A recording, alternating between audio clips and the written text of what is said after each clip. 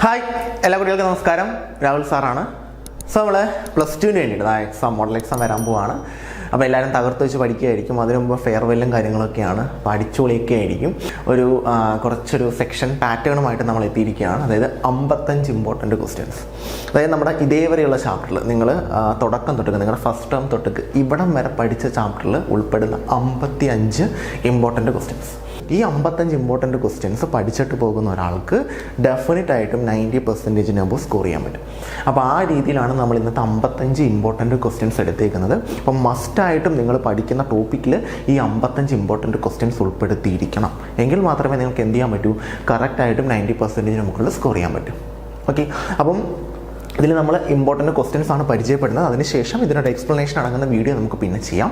അപ്പോൾ ഇപ്പം നമ്മൾ എത്ര ക്വസ്റ്റ്യൻസ് നിങ്ങൾ പഠിക്കണം, ഏതൊക്കെ ടോപ്പിക്കിൽ നിന്ന് ഏതൊക്കെ ചാപ്റ്ററിൽ നിന്ന് ഏതൊക്കെ നിങ്ങൾ ഇൻക്ലൂഡ് ചെയ്യണം, എത്ര പ്രാവശ്യം അതൊക്കെ ചോദിച്ചിട്ടുണ്ട് എന്നൊരു ഡീറ്റെയിൽ ആയിരിക്കും ഇന്നത്തെ ക്ലാസ്സിൽ ഞാൻ തരാൻ പോകുന്നത്.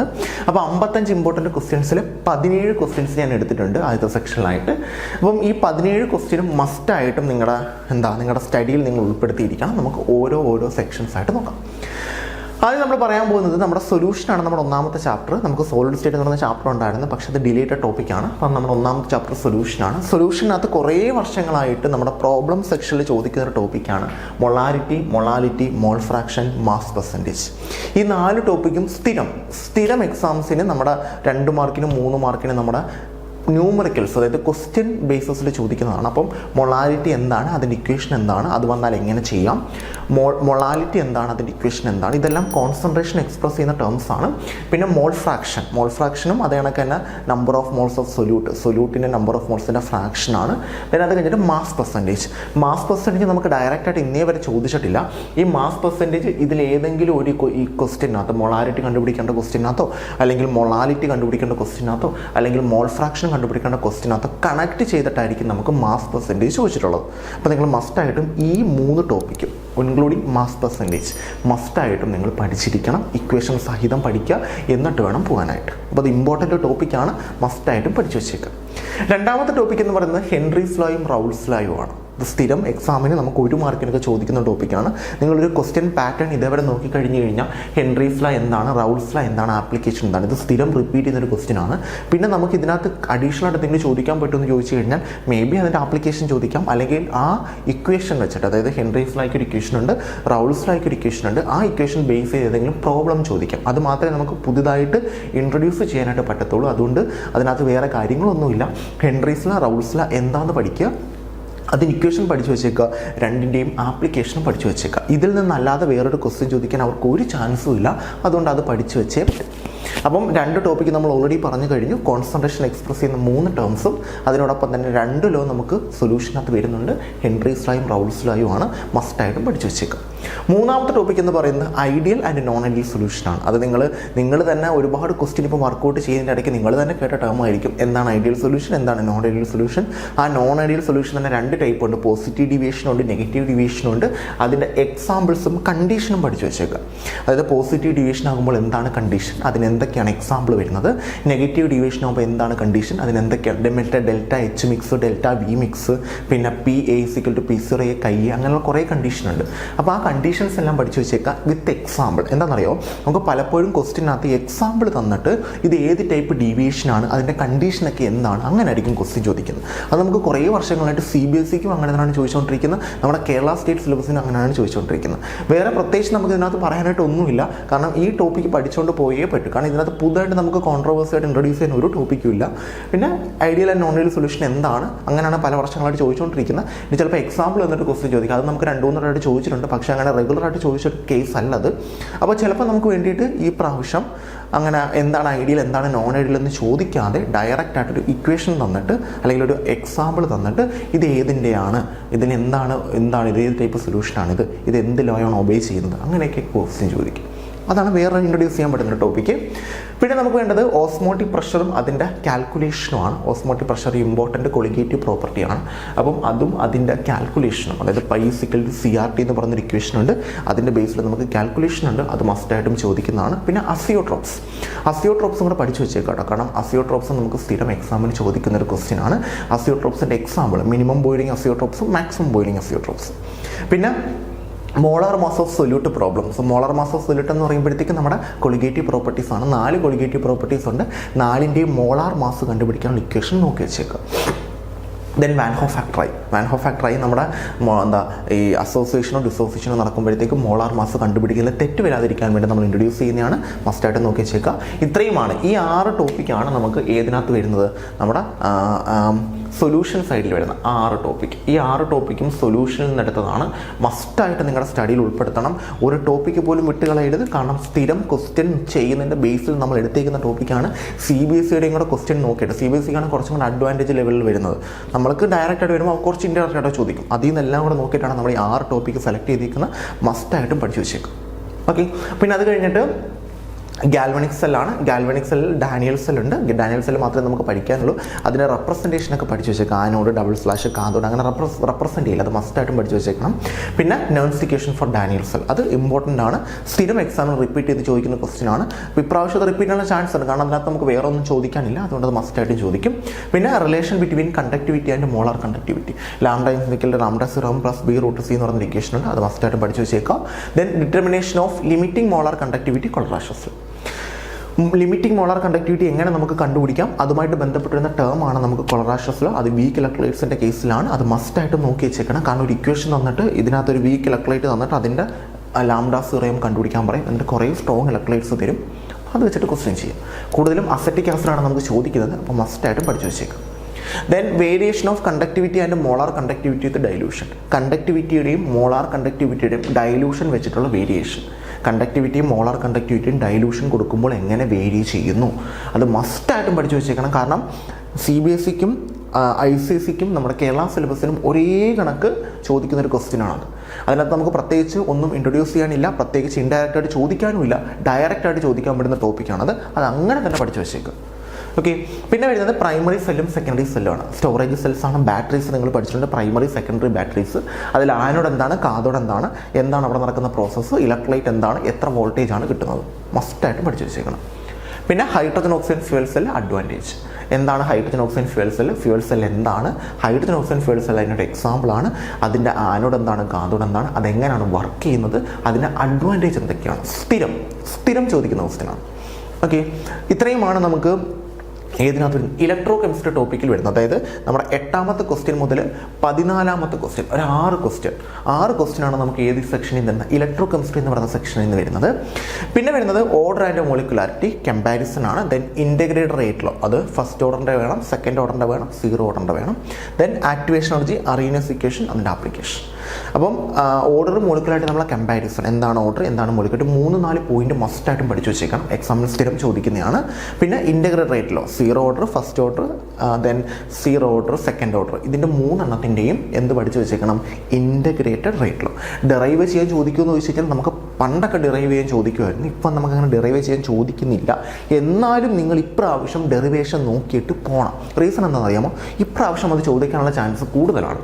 കാരണം നമുക്ക് തൊട്ട് മുന്നത്തെ വർഷങ്ങളിലൊക്കെ നമുക്ക് അങ്ങനെ ഡെറിവേഷൻ ചോദിച്ച് കണ്ടിട്ടില്ല. അപ്പോൾ ഈ വർഷം ചോദിക്കാൻ ചാൻസ് ഇച്ചിരി കൂടുതലാണ്. ഇത്രയും പ്രശ്നങ്ങൾ നടക്കുന്നുണ്ട്. അത് മസ്റ്റായിട്ട് നോക്കിയിട്ട് പോവുക. ഒരുപാടങ്ങ് സ്ട്രെയിൻ കൊടുക്കണ്ട. നോക്കുക, മനസ്സിലാവുന്നുണ്ടോ നോക്കുക, ഇല്ലെങ്കിൽ വിട്ടേക്കാം. അടുത്തത് വരുന്നത് ആക്ടിവേഷൻ എനർജി, അറീനസിക്കേഷൻ, ദെൻ അതിൻ്റെ ആപ്ലിക്കേഷനാണ്.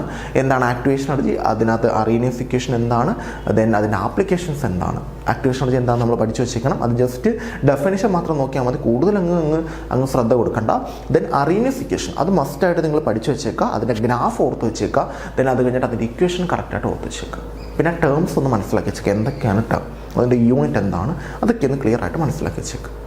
ഓക്കെ, ഇത്രയുമാണ് നമുക്ക് ഫസ്റ്റ് പാർട്ടിൽ. ഇത്രയും ക്വസ്റ്റ്യൻസ് എനിക്ക് എഴുതാൻ പറ്റിയുള്ളൂ. നമ്മൾ 55 ഇമ്പോർട്ടൻറ്റ് ക്വസ്റ്റ്യൻസ് ആണ് നമ്മൾ ഉൾപ്പെടുത്തിയിരിക്കുന്നത്. അതിൽ നമ്മൾ 17 ഇമ്പോർട്ടൻറ്റ് ക്വസ്റ്റ്യൻസ് നോക്കിയിട്ടുണ്ട്.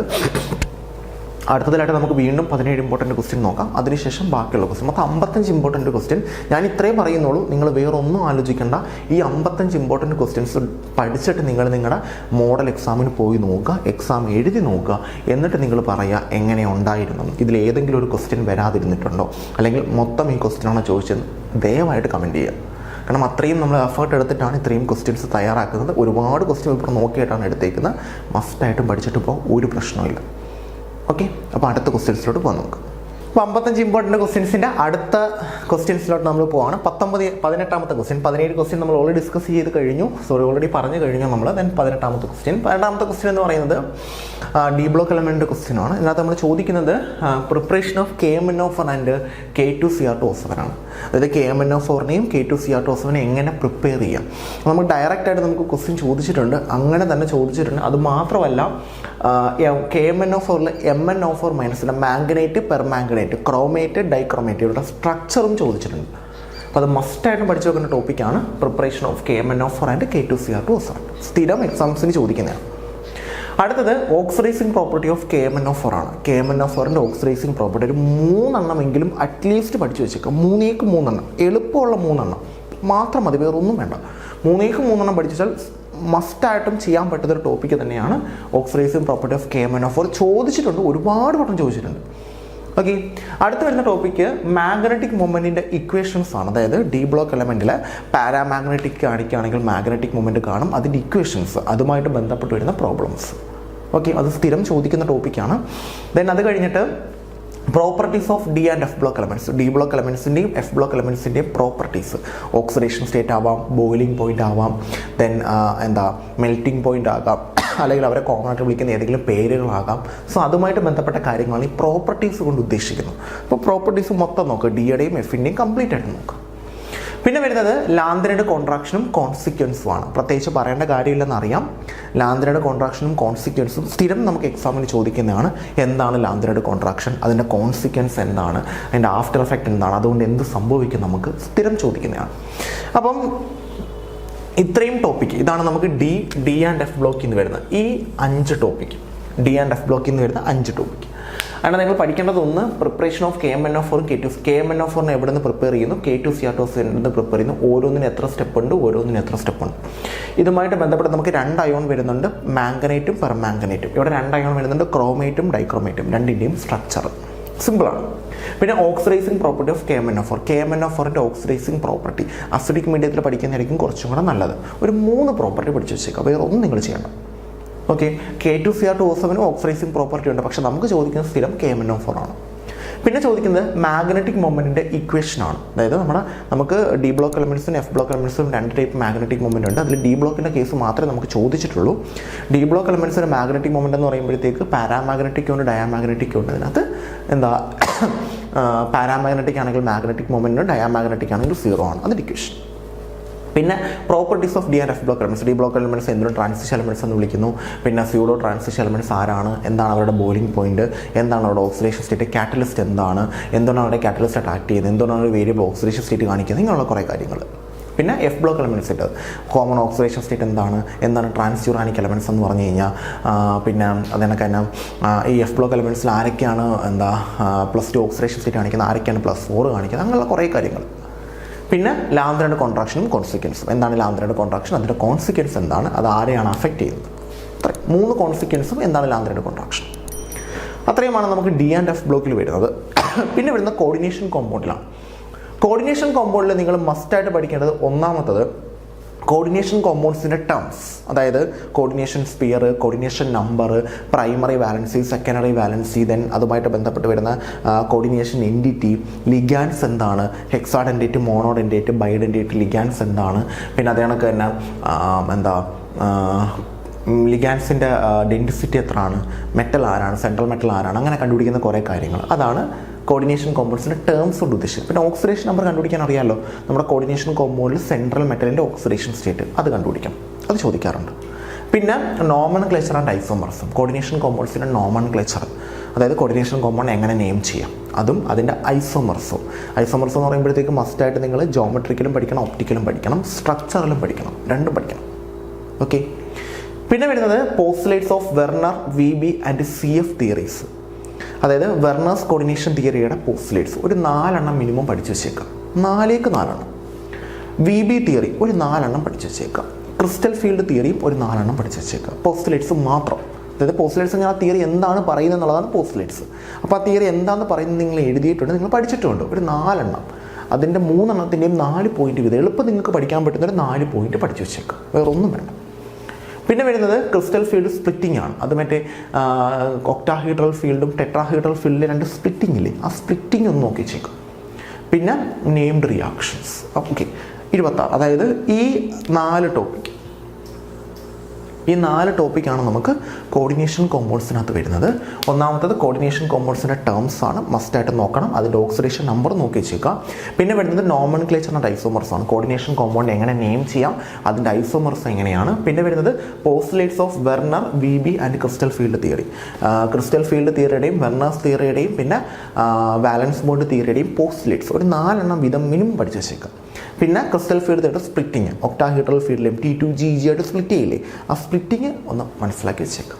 അത്രയും ടേമാണ് നമുക്ക് D and F block coordination compounds എന്ന് ചോദിച്ചിട്ടുള്ളത്. ഒരു 4 ടോപ്പിക്ക്. ഓക്കെ, അത് കഴിഞ്ഞിട്ട് നമ്മൾ ഓർഗാനിക്കിലോട്ട് കയറുകയാണ്. ഓർഗാനിക്കിൽ ആദ്യം നെയിംഡ് റിയാക്ഷൻസ് ആണ്. ഹാലോ ആൽക്കീൻസും ഹാലോ അറീൻസും ആണ് നമ്മൾ ആദ്യത്തെ ചാപ്റ്റർ. അതിനകത്ത് നെയിംഡ് റിയാക്ഷൻസ് 9 നെയിംഡ് റിയാക്ഷൻസ് ഉണ്ട്. ഈ 9 നിങ്ങൾ പഠിച്ചു വെച്ചേക്കണം, മസ്റ്റായിട്ടും പഠിച്ചു വെച്ചേക്കണം. ഓക്കെ, നമുക്ക് ഓർഗാനിക് പഠിക്കുമ്പോൾ നിങ്ങൾ ശ്രദ്ധിക്കേണ്ടത് റിയാക്ഷൻ പഠിക്കുക, ഡെഫിനിഷൻ പഠിക്കുക, എന്തായിട്ട് മാറുന്നു, ആരെ ആഡ് ചെയ്യുമ്പോഴാണ് ഈ മാറ്റം നടക്കുന്നത് എന്ന് പഠിച്ചാൽ മാത്രമേ നിങ്ങൾക്ക് ക്വസ്റ്റ്യൻ ചെയ്യാൻ പറ്റൂ. അല്ല, നിങ്ങൾ കാണാതെ പഠിച്ചിട്ട് ഒരു പ്രയോജനവുമില്ല. ഇപ്പോഴേ പറയുകയാണ്, അങ്ങനെ ആരെങ്കിലും പഠിക്കുന്നുണ്ടെങ്കിൽ നോ യൂസ്, ഒരു യൂസും ഇല്ല. നിങ്ങൾ ചെയ്യേണ്ടത് ഇത്രയും മാത്രമാണ്. എന്താണ് നെയിംഡ് റിയാക്ഷൻ? നെയിംഡ് റിയാക്ഷൻസിനകത്ത് നമുക്ക് ഫിറ്റിക് റിയാക്ഷൻ വരുന്നുണ്ട്, വുഡ്സ് ഫിറ്റിക്ക് വരുന്നുണ്ട്, പിന്നെ അതേ കണക്ക് തന്നെ ഗട്ടർമാൻ റിയാക്ഷൻ വരുന്നുണ്ട്, പിന്നെ സാൻമേസ് റിയാക്ഷൻ വരുന്നുണ്ട്. ഇത് സാൻമേസ് റിയാക്ഷൻ എന്താണ്? ഇന്നണക്കാണ് സാൻമേസ് റിയാക്ഷൻ. ഓക്കെ, ഫിംഗൽസ്റ്റീൻ റിയാക്ഷൻ എന്താണ്? ഇതാണ് ഫിംഗൽസ്റ്റീൻ റിയാക്ഷൻ. എന്തായിട്ട് മാറുന്നു? ഇത് മാറിയിട്ട് ഇന്നയാൾ വരുന്നു. അപ്പോൾ ഇന്നയാൾ ആഡ് ചെയ്താൽ ഇത് മാറിയിട്ട് ഇന്നയാളാവും എന്ന് പഠിച്ചു വെച്ചേക്കാം. എങ്കിലും നമുക്ക് ഓർഗാനിക്കിൻ്റെ ക്വസ്റ്റ്യൻ ചെയ്യാൻ പറ്റും. അപ്പം നെയിംഡ് റിയാക്ഷൻസ്, അതുകൂടാതെ SN1 SN2 റിയാക്ഷനും കുറച്ച് റിയേജൻസും, ഒരു 3-4 റിയേജൻസും SN1 SN2 റിയാക്ഷൻ എന്താണ്.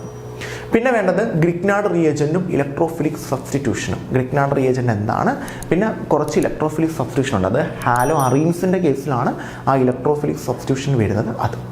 ആ 4 ടോപ്പിക്ക് മാത്രം പഠിച്ചിട്ട് പോയാൽ മതി, വേറെ ഒന്നിനെ പറ്റി നിങ്ങൾ ആലോചിക്കേണ്ട. ആ നെയിംഡ് റിയാക്ഷൻസ് പഠിക്കുക, SN1 SN2 റിയാക്ഷനും റിയേജൻസും, ദെൻ ഗ്രിഗ്നാർഡ് റിയേജൻറ്റും ഇലക്ട്രോഫിലിക് സബ്സ്റ്റിറ്റ്യൂഷൻ. ഈ 3 ടോപ്പിക്ക് പഠിച്ചുകൊണ്ട് പോയാൽ ഹാലോ ആൽക്കീൻസും ഹാലോ അറീൻസും കംപ്ലീറ്റഡ് ആയി. പിന്നെ അതിനെപ്പറ്റി ചിന്തിക്കാനേ നിൽക്കണ്ട. ഓക്കെ, ആ 3 ടോപ്പിക്ക് മാത്രം.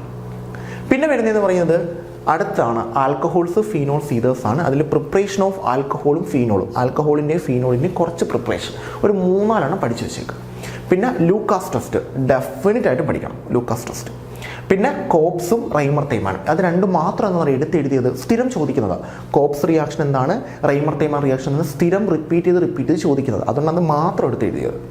പിന്നെ ഇലക്ട്രോഫിലിക് സബ്സ്റ്റിറ്റ്യൂഷൻസ് ആണ് നമ്മുടെ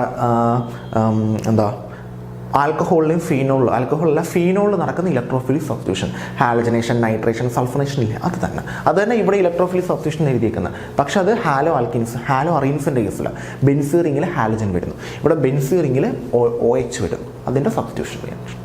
ഓക്കെ, അത്രയുമാണ് നമുക്ക് ആൽക്കഹോൾസ്, ഫീനോൾസ്, ഈതേഴ്സിൽ വരുന്നത്. അപ്പോൾ നിങ്ങൾ ചോദിക്കും, ഇത്രയും വലിയ എളുപ്പമല്ലേ preparation of alcohols, phenols, then boiling point based questions. ഇത്രയും ടോപ്പിക്കാണ്. Okay, preparation of alcohols, phenols, Lucas test, പിന്നെ കോപ്സും റൈമർ തേയ്മാൻ റിയാക്ഷനും, ഇലക്ട്രോഫിലിക് സബ്സ്റ്റിറ്റ്യൂഷന് ബോയിലിംഗ് പോയിന്റ് ബേസ് ചെയ്യുന്ന ക്വസ്റ്റ്യൻസ്. ഓക്കെ, ഇത്രയുമാണ് നമുക്ക് ആൽക്കഹോൾസ്, ഫീനോൾസ്, ഈതേഴ്സിൽ വരുന്നത്. പിന്നെ നെയിംഡ് റിയാക്ഷൻസ്, അത് അടുത്ത ചാപ്റ്ററാണ്. ആൽഡിഹൈഡ്സ്, കീറ്റോൺസ്, കാർബോക്സിലിക് ആസിഡുള്ള എല്ലാ നെയിംഡ് റിയാക്ഷനും. ദെൻ ആ നെയിംഡ് റിയാക്ഷനിൽ സ്ഥിരം മസ്റ്റായിട്ട് ചോദിക്കുന്ന 2 നെയിംഡ് റിയാക്ഷനാണ് ആൽഡോൾ കണ്ടൻസേഷനും കെനിസൈറോ റിയാക്ഷനും. ഓക്കെ, അതും സ്ഥിരം നമുക്ക് എക്സാമിന് റിപ്പീറ്റ് ചെയ്ത് ചോദിച്ചുകൊണ്ടിരിക്കുന്നത്. അപ്പോൾ ഇത്രയും ടോപ്പിക്സ് ആണ് നമുക്ക് സെക്കൻഡ് സെക്ഷനിൽ വരുന്ന 36 ടോപ്പിക്ക്. 36 ക്വസ്റ്റ്യൻസ് നമ്മൾ കവർ ചെയ്യാൻ പോവുകയാണ്. 36 ക്വസ്റ്റ്യൻസ് കവറായി. ഇനി നമുക്ക് എത്ര ക്വസ്റ്റ്യൻസ് ബാക്കി ലെഫ്റ്റ് ചെയ്യുന്നുണ്ട്? ഇനി നമുക്ക് 19 ക്വസ്റ്റ്യൻസ് ആണ് ബാക്കി വരുന്നത്, അല്ലെ? 40, ദെൻ 15 ക്വസ്റ്റ്യനുകൾ, 55 ഇമ്പോർട്ടൻറ്റ് ക്വസ്റ്റ്യൻ ആണ്. ഈ 19 ക്വസ്റ്റ്യനുകൾ നമുക്ക് പെൻഡിങ് ആണ്. ഓക്കെ, ആ 19 ക്വസ്റ്റ്യനുകൾ നമുക്ക് നോക്കാം. ഓക്കെ, അപ്പോൾ ഇത്രയും ടോപ്പിക്ക് മസ്റ്റായിട്ട് പഠിച്ചിട്ട് പോണേ. നിങ്ങൾ പഠിക്കുന്നതിൻ്റെ കൂട്ടത്തിൽ ഈ ടോപ്പിക്ക് കൂടെ ഉണ്ടോ എന്ന് മാത്രം നോക്കിയാൽ മതി. നിങ്ങൾ ജസ്റ്റ് ഈ ടോപ്പിക്ക് എടുത്ത് വെക്കുക, ഇത്രയും ചാപ്റ്റർ ഞാൻ ഇന്നതൊക്കെ പഠിക്കണം, ഡി ആൻഡ് എഫിൽ ഞാൻ ഇന്നതൊക്കെ നോക്കണം, ഇന്നതൊക്കെ ഞാൻ നോക്കിയിട്ടുണ്ടോ, ഒന്നും കൂടെ കൺഫേം ചെയ്യുക, ഇതൊക്കെ നോക്കിയിട്ടുണ്ടോ, ഓക്കെ കളയുക, അടുത്ത ടോപ്പിക്ക് എടുക്കുക. അങ്ങനെ പഠിച്ച് പോകും. ഓക്കെ, അടുത്ത ടോപ്പിക്കിലോട്ട് പോകാം. സോ നമ്മൾ ബാക്കിയുള്ള ക്വസ്റ്റ്യൻസിലോട്ട് പോവുകയാണ്. 37ാമത്തെ ക്വസ്റ്റ്യൻ, 36 നമ്മൾ ഓൾറെഡി പറഞ്ഞു കഴിഞ്ഞു. 37ാമത്തെ ക്വസ്റ്റ്യൻ ഹാലോഫോം റിയാക്ഷനാണ്. അത് ഇമ്പോർട്ടൻ്റ് ആയിട്ടുള്ള ഒരു റിയാക്ഷനാണ്. കാരണം നമുക്ക് എക്സാമിന് സ്ഥിരം ചോദിക്കുന്നതാണ് നമ്മുടെ ആൽഡിഹൈഡ്സ്, കീറ്റോൺസ്, കാർബോക്സിലിക് ആസിഡുമായിട്ട് ബന്ധപ്പെട്ട് വരുന്ന ടോപ്പിക്കിൽ ഹാലോഫോം റിയാക്ഷൻ ഇമ്പോർട്ടൻ്റ് ആണ്. പിന്നെ വരുന്നത് ഗ്രിഗ്നാർഡ് റിയേജൻ്റ് ആണ്. Then reduction of hydrocarbon to acid. Grignard reagent അതിൻ്റെ പ്രോപ്പർട്ടീസ് എല്ലാം നോക്കി വെച്ചിരിക്കണം കേട്ടോ. കാരണം ഗ്രിഗ്നാർഡ് റിയേജൻ്റ് വെച്ചിട്ട് നമുക്ക് ഒരുപാട് ആൾക്കാരെ ഉണ്ടാക്കിയെടുക്കാനായിട്ട് പറ്റും. അപ്പോൾ അതുകൊണ്ട് തന്നെ അത്രയ്ക്ക് ഇമ്പോർട്ടൻ്റ് ആണ് ഗ്രിഗ്നാർഡ് റിയേജൻ്റ്. അപ്പോൾ അത് വെച്ചിട്ട് ആരെയൊക്കെ ഉണ്ടാക്കാം, എങ്ങനെയാണ് റിയാക്ഷൻ നടക്കുന്നതെന്ന് കറക്റ്റായിട്ട് മനസ്സിലാക്കി വെച്ചേക്കാം. ഓക്കെ. പിന്നെ വരുന്നത് റിഡക്ഷൻ ഓഫ് ഹൈഡ്രോകാർബൺ ടു ആസിഡാണ്. ഹൈഡ്രോകാർബണെ ആസിഡാക്കി കൺവേർട്ട് ചെയ്യുന്നത് റിഡക്ഷൻ, KMnO4 ആഡ് ചെയ്തിട്ട് റിഡക്ഷൻ ചെയ്യുന്നത്. നമുക്കത് നോക്കാം, എക്സ്പ്ലെയിൻ ചെയ്യാം നമുക്ക്.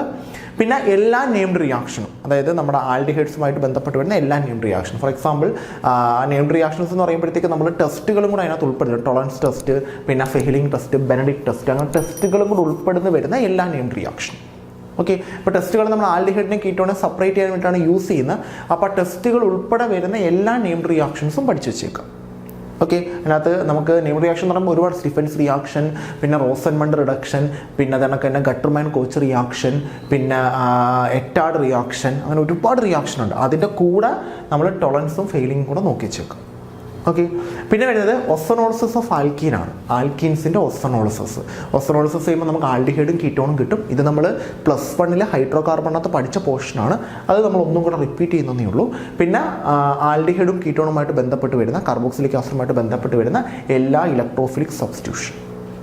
അപ്പോൾ ആൽഡിഹൈഡിൽ ഇത്രയും കൂടെ നമ്മൾ എക്സ്ട്രാ നോക്കേണ്ടിയുണ്ട്. നമ്മൾ നേരത്തെ 2 ടോപ്പിക്ക് നോക്കിയിട്ടുണ്ടായിരുന്നു. അതുകൂടാതെ ഇത്രയും കൂടെ നമ്മൾ നോക്കേണ്ടി വരും. ഒന്ന് ഹാലോഫോം റിയാക്ഷൻ നോക്കണം, 2 ഗ്രിഗ്നാർഡ് റിയേജൻ്റ്. ഹാലോഫോം റിയാക്ഷൻ എന്ന് പറയുമ്പോഴത്തേക്ക് നമുക്ക് ക്ലോറോഫോം, പിന്നെ അതേ കണക്ക് തന്നെ അയോഡോഫോം അങ്ങനെയുള്ളവരാണ്. അത് നമ്മളുടെ എന്തുമായിട്ട് ബന്ധപ്പെട്ട് വരുന്നതാണ്, നമുക്ക് നമ്മുടെ ഹാലോ ആൽക്കീൻസും ഹാലോറിൻസുമായിട്ട് ബന്ധപ്പെട്ട് വരുന്നത് തന്നെയാണ് കേട്ടോ. പക്ഷെ അത് ഇവിടെ നമ്മൾ യൂസ് ചെയ്യുന്നതേ ഉള്ളൂ.